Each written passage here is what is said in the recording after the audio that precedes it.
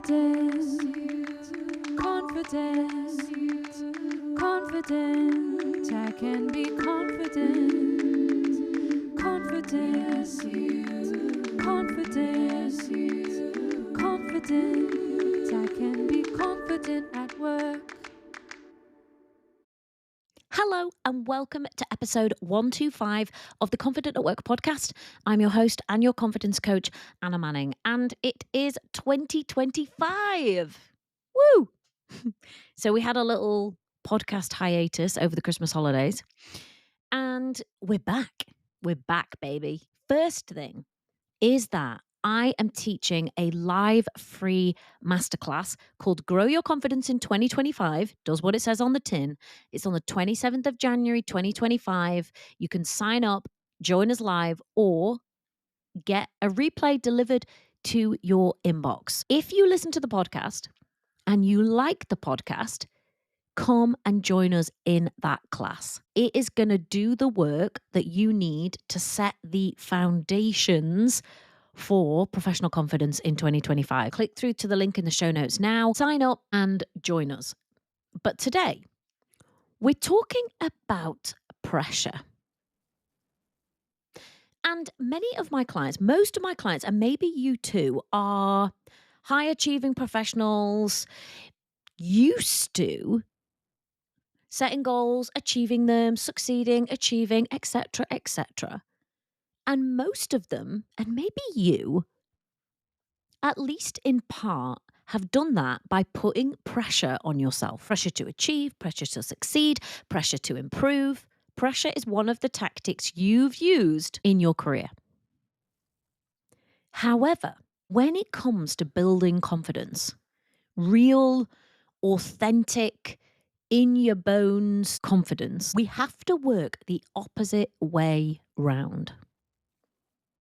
Instead of putting the pressure on in order to achieve something, i.e., confidence, we have to take the pressure off.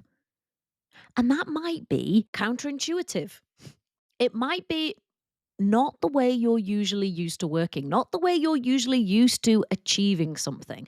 But if you want to achieve the goal of feeling more confident in 2025, instead of putting the pressure on in order to achieve that goal, you are going to have to take the pressure off. And I know that this might feel a bit weird or maybe even a bit scary, and it possibly will go against ingrained ways of doing things, ingrained ways of thinking. But hang with me, because after coaching professionals on building authentic confidence for the last 6 years, I know a thing or two. So just hang with me. Keep an open mind if you can. And we're going to dive into why you might need to take the pressure off in order to feel more confident at work in 2025 or in whatever year you're listening to this. We're going to explore why pressure doesn't actually help with confidence and what you have to do to shift away from that and onto something else in order to achieve this goal of feeling more confident. We're going to go through a few real life scenarios, and then I've got a bit of a challenge for you. Bit of a coaching challenge, something that you can engage with, something that you can take into your week to see whether or not I'm right. But let's say, first of all, that you have put pressure on yourself to be more confident. And you might have put pressure on yourself to speak up more articulately, to contribute more concisely, to present flawlessly, to deal with seniors with more ease. There may be loads of areas of your professional life where you're like, I need to be more confident. And I'm going to put the pressure on myself to be more confident because that's the way I do things. But it hasn't worked, has it? I'm guessing that it's probably just created more fear, more panic, more worry, more stress. And that is the exact opposite of what we want. They are the things which erode confidence, not the things which build confidence. Every client who I've worked with who actually manages to build authentic confidence figures out at some point, they may fight me on it in the beginning, but they figure out at some point that when they take the pressure off, things start to change. So, why doesn't pressure help you to build confidence? And let me say, it may have helped you effectively to do all kinds of things in your career. There's different ways of motivating people. And one of yours might have been to put pressure on yourself, pressure to achieve, pressure to succeed, pressure to grow, pressure to get a promotion, pressure to do this, that, or the other. And it might have worked. It is one way of doing things. But when it comes to confidence building, it does three things that we want to avoid. So when you put the pressure on, it increases a negative feedback loop. So let's say you're trying to have the confidence to contribute more effectively in your meetings. If you put yourself under pressure to do that, you're like, right, must do better, must be more articulate, must make a good point, must do this, must do that. That's increasing the pressure in order to get the result that you want, which is to contribute more effectively in your meetings or more confidently in your meetings.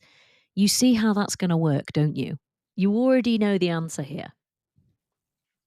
Obviously, if you're putting extra pressure on yourself in that moment, it's going to trigger a stress reaction, which leads to what? Mind blanking, fuzzy head, overthinking, self doubt, rumination. Being in your head instead of actually being in the meeting might cause you to lose the moment, skip over the point, doing mental gymnastics when you could be following the conversation. It prevents you from being engaged, from being calm, from really trusting in your own expertise. So you might have thought that putting the pressure on yourself to contribute more effectively would work. But it creates a stress response, creates more worry, creates more anxiety. And that, you know this, doesn't help you to contribute more effectively. It makes you contribute less effectively, if at all.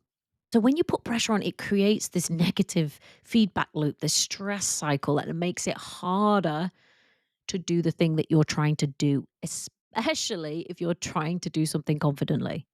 It can also, and this is number two, but lead to kind of avoidance or burnout. So you put too much pressure on yourself to be confident in a particular situation. And that can feel insurmountable. That can feel like so far away from where you are now that it ends up making you disengage or procrastinate or just avoid instead of face the situation. This also makes sense, right? Because imagine you had a boss that was like, I really need you to be more confident in this situation. I'm going to put you under a lot of pressure in order that you become more confident in this situation. You'd be like, yeah, terrible management style. That's not going to work. Well, same reason it's not going to work for you. And number three, the reason why pressure doesn't work to build confidence is that it keeps you really narrowly focused on the potential for things to go wrong, on like a fear of failure. So when your focus becomes really narrow, and pressure will do this to you, it will focus and narrow into avoiding mistakes rather than achieving the outcome that you actually want. So it will make you think, I've got to be perfect, got to get it right, got to be timed appropriately, got to be totally articulate. Avoid mistakes at all costs. If you make any mistakes, they're going to think you're terrible. They're going to think you're rubbish at your job. They're going to think you shouldn't be here. All pressure does is funnel you into that negative, that fear of making a mistake. And I don't know about you, but that's not when I'm feeling at my most confident. It's not when my brain's like, you must do this right at all costs, but you're probably going to fail. When I'm at my most confident, those parts of my mind are pretty quiet. When the pressure's ramping up, you will notice that this fear of failure and mistake avoidance becomes something that you need to do. And a lot of people find themselves either avoiding at that point or over preparing to death, over scripting, over trying, over proving. None of those things will lead to you feeling more confident. They will lead to you feeling the exact opposite. So let's say you're with me and you're like, okay, well, maybe I can't put loads of pressure on myself to build my confidence. Maybe that isn't the right technique. maybe it hasn't actually been working that effectively so far. So, all right, Anna, fine. What do I do? Well, my experience working with people is that you have to make a conscious shift away from putting pressure on yourself towards something else. Taking off the pressure is what I'm going to recommend. And I've got 3 things that I think might help. The first is to adopt a kind of low stakes mindset. By that, I mean, if there's an area at work, let's say public speaking, where you want to be more confident, you want to build your confidence, see each attempt as an experiment. Lower the stakes in your mind. So, right now, the stakes might be this stake is so high. If I don't do this presentation and absolutely nail it perfectly, I'm going to lose my job. Now, you may be in a situation where that's true. If that is true, good luck building your confidence. You probably can't. I would recommend that you come to me for hypnosis or something else that's going to completely knock out how you're feeling. Anyway, that's an aside. But if you can, if it's available to you, see the next time you're going to be doing public speaking as, okay, well, this is just one of my attempts. I'm going to go in with a low stakes mindset. I'm going to remind myself, if it's true and if those thoughts are available to me, that actually, do you know what? It probably isn't life or death. Probably my job isn't riding on it. And even if I make a shoddy attempt, well, everyone's probably going to have forgotten about it in a couple of days. So instead of focusing on aiming for flawless presentation, think of it as putting in the practice rather than like the grand slam game. I don't know why I keep doing tennis analogies at the moment. I know nothing about tennis, but imagine you just showing up for tennis practice. Okay, some people might be on the side and they might judge you a bit, but it's practice. So if you can adopt a lower stakes mindset. My second idea is focus on progress. So once you've changed and adopted this low stakes mindset, if you can, the pressure's kind of off, you can then focus on progress. Okay, so maybe in this presentation, I messed up 2 things, but maybe I did deliver 3 pretty well. Even managed a little joke. There was one part where people were really engaged and they were asking questions. Okay, that's great. When we've got loads of pressure on, we will have a white hot light focused on everything that didn't go right or everything that might go wrong. When we take the pressure off, we're actually able to assess our performance in a fair way. You know, like you would want anybody else to, like you would want your boss to, like you would if it was anybody else who you were helping to improve something or develop their confidence in. And during that fair assessment, you're actually able to notice areas of progress and be like, yeah, that went a bit better. You can look at it with data rather than drama when the pressure is off. My third idea is to just practice managing yourself really well. So if you're a frequent listener to the podcast, you know that good self-management is part of a high confidence cycle. So I want you to think about, for whatever area you want to build your professional confidence, how would you support a direct report or someone that you were managing in that situation? What would you be saying to them before? How would you be supporting them during? What would you be saying to them after? Would you be saying to them, hey, mistakes are part of the process, but you can learn from them? Would you be saying, come on, I believe in you, you can do this? Would you be saying, it's not life or death, just go in there and have a good time? What would you be saying to somebody if you were really helping them to learn and to grow and to build their confidence? Because you can bet that it's different than what you've been saying to yourself.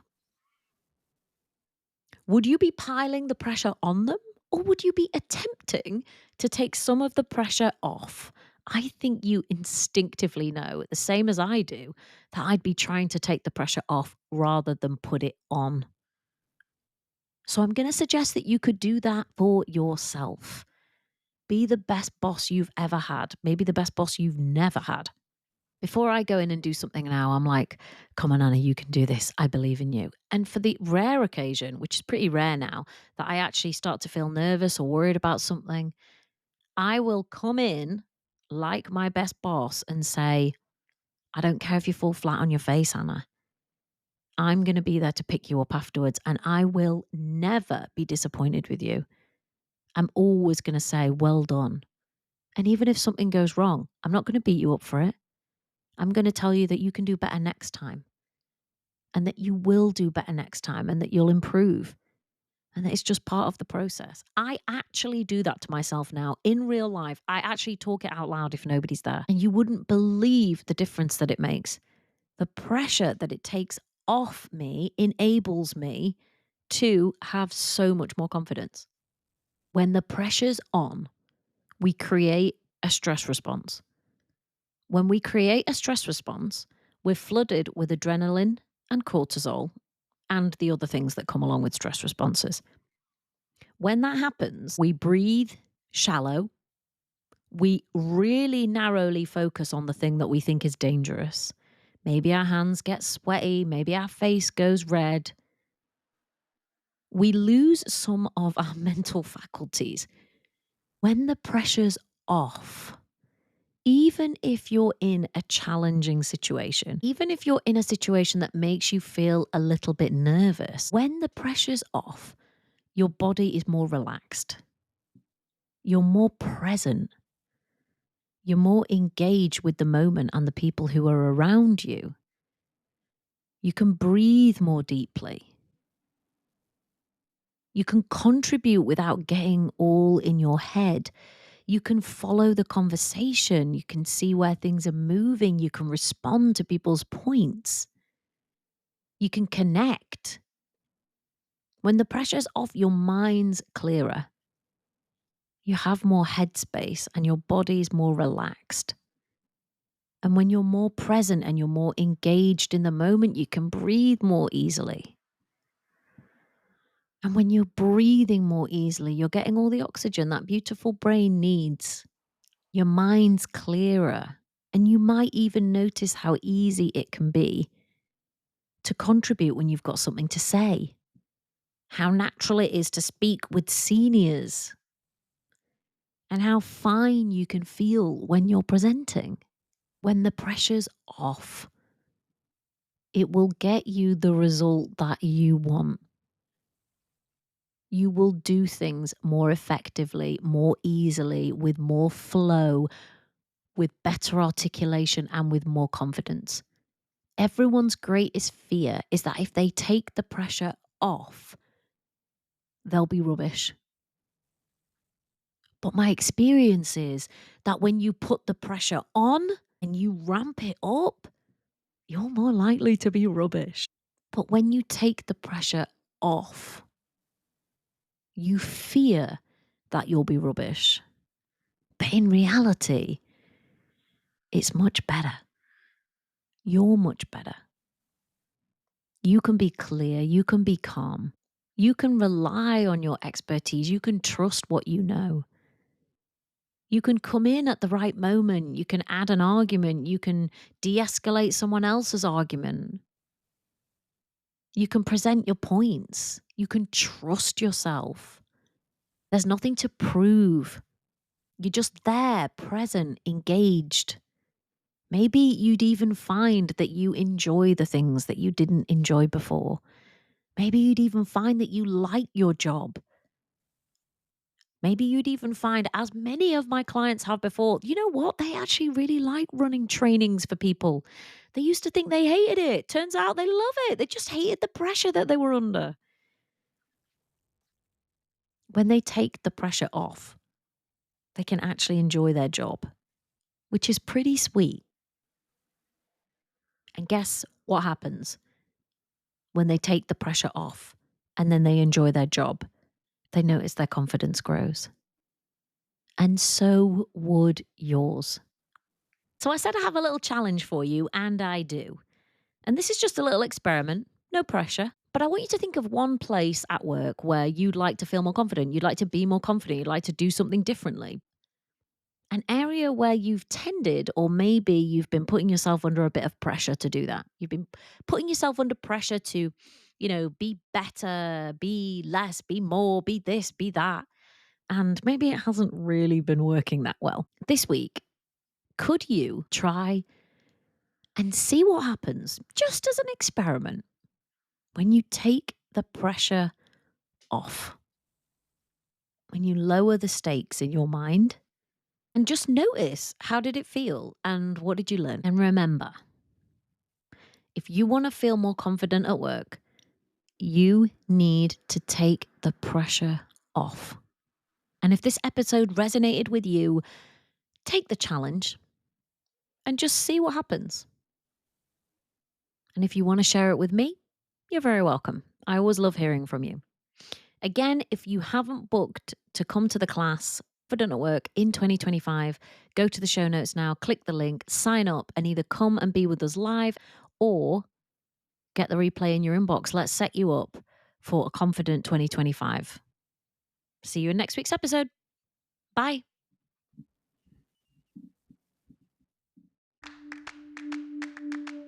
Confidence, confidence, confident. I can be confident. Confidence, confidence, confident. I can be confident at work.